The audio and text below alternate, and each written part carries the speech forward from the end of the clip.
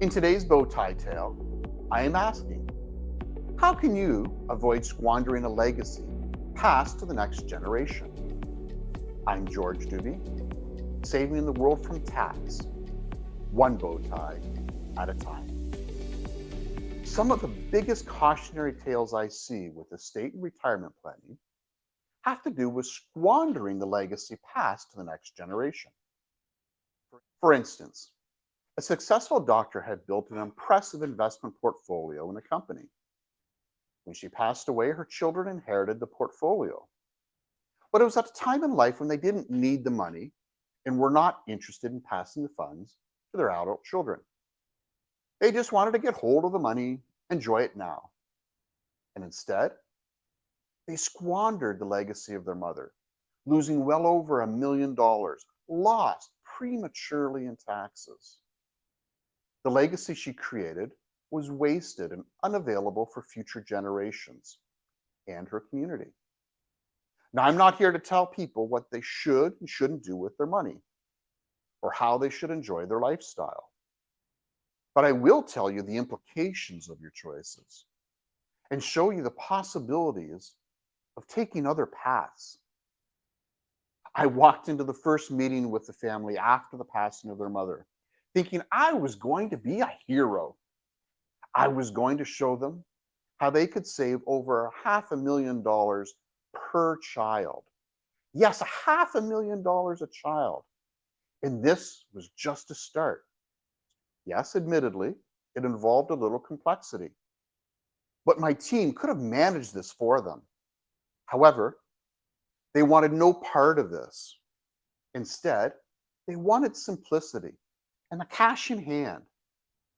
And taking that path meant losing that $500,000 per child, money their mother had spent a lifetime earning. The lesson in this estate planning bow tie tale? You might think I would say the lesson is keeping it simple can come at a huge sacrifice. We've had many stories, it seems, of keeping it simple and the costly perils. However, the bigger lesson in my mind is if you don't want your legacy squandered, you must have an estate plan. Don't leave it to chance, or in this case, to the whims of your kids and grandkids. I always recommend to my clients that they start mentoring the next generation. Make it a formal process. Additionally, if you know your kids are going to spend your money quickly after you're gone, do you really want to sacrifice and build for them? Maybe you'd spend a little more time on yourself or family earlier in life. Think about building a legacy for your grandchildren, your community, and your charities instead of, or in addition to your kids. Involve your kids and maybe grandkids in meetings with advisors and in your thought process. Then your family can see what you're trying to accomplish, your intentions for when you're gone. Thus, you can have a better chance of preserving the legacy you have built or are building. Thanks for joining me.